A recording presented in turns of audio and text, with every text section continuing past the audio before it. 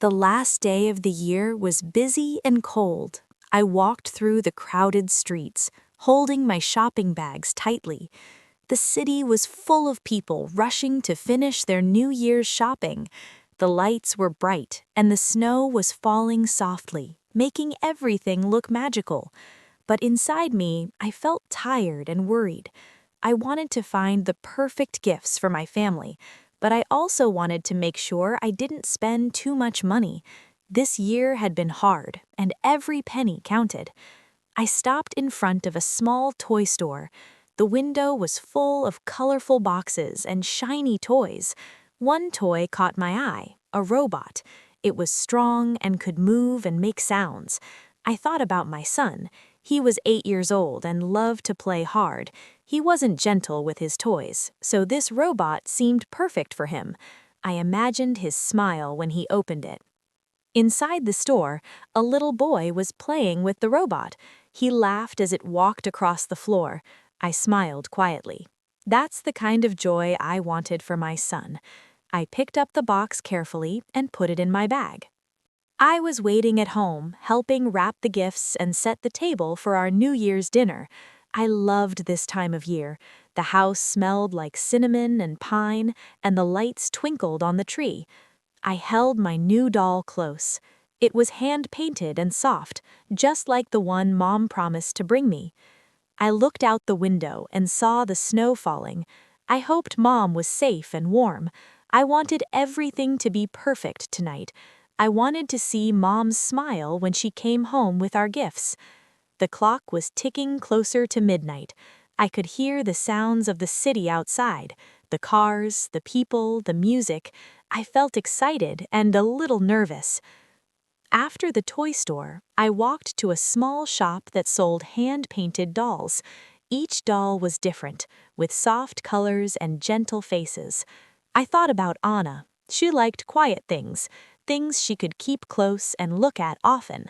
I picked a doll that wasn't too perfect, just like Anna, a little different and special. The streets were colder now, and the city was busier. People hurried past me, carrying bags and talking loudly. I felt the weight of the gifts in my hands, but I kept going. I stopped at a music store and saw a small, dark blue bag. It was soft and comfortable, perfect for carrying music players or small books. I thought about David, my husband. He was a quiet man who worked hard and enjoyed peaceful nights with music. This bag would be just right for him. I paid for the gifts and started walking home. The city lights shone brightly, and the snow made everything look magical. But I felt a little tired and worried. I hoped the gifts would bring smiles to my family's faces. The train was crowded and noisy. I found a seat near the window and sat down, holding my bags close. The cold air from the window made me shiver, but I tried to stay calm. I thought about the gifts I had bought, the robot for my son, the doll for Anna, and the bag for David. I hoped they would like them. Suddenly, I felt something was wrong. One of the bags felt lighter. I looked inside, but the small gift for my son was gone. I checked again, but it was not there. My heart sank. I had saved for months to buy that gift. It was special, and now it was lost. I felt tears in my eyes, but I did not want to cry in front of strangers. I looked around, hoping someone might have seen the gift, but the train was full of busy people, and no one noticed. A kind woman sitting nearby saw my worried face. She smiled gently and said, "I might have something for you." I looked up, surprised. The woman took a small box from her bag. "This was for my son, but I want you to have it. I know what it feels like to wait all year for one moment." My eyes filled with gratitude. "Thank you," I whispered. "I don't know how to thank you." The woman shook her head. "Just give your son a big hug for me." I held the box tightly. I felt a warm light inside my heart. Even though I lost one gift, I found kindness. I sat by the window watching the snow fall softly. The house was quiet without Mom. I missed her already. I held my doll close and thought about the gifts she was bringing home. I wanted everything to be perfect tonight. The clock ticked closer to midnight. I heard the sound of the train outside and hoped it was Mom's. My heart beat faster. I wanted to hug her and tell her that everything would be okay. When the door finally opened, I ran to Mom and hugged her tightly. I could see the tiredness in her eyes, but also a small smile. "Did you get our gifts?" I asked. Mom nodded slowly. "Maybe, Anna, but the most important thing is that I'm home." I smiled and felt a little better. We sat down together and Mom told us about her day, the busy streets, the lost gift, and the kindness of a stranger. I listened carefully, understanding that sometimes the best gifts are not things, but moments and feelings. That night, as we sat around the table, I watched my family open their presents. My son's eyes lit up when he saw the robot, and Anna held her doll close. David smiled quietly, happy with his new bag. But more than the gifts, I felt the warmth of being together. The laughter, the stories, the hugs, they were the real treasures. As the clock counted down, I held my family close and whispered, "Happy New Year."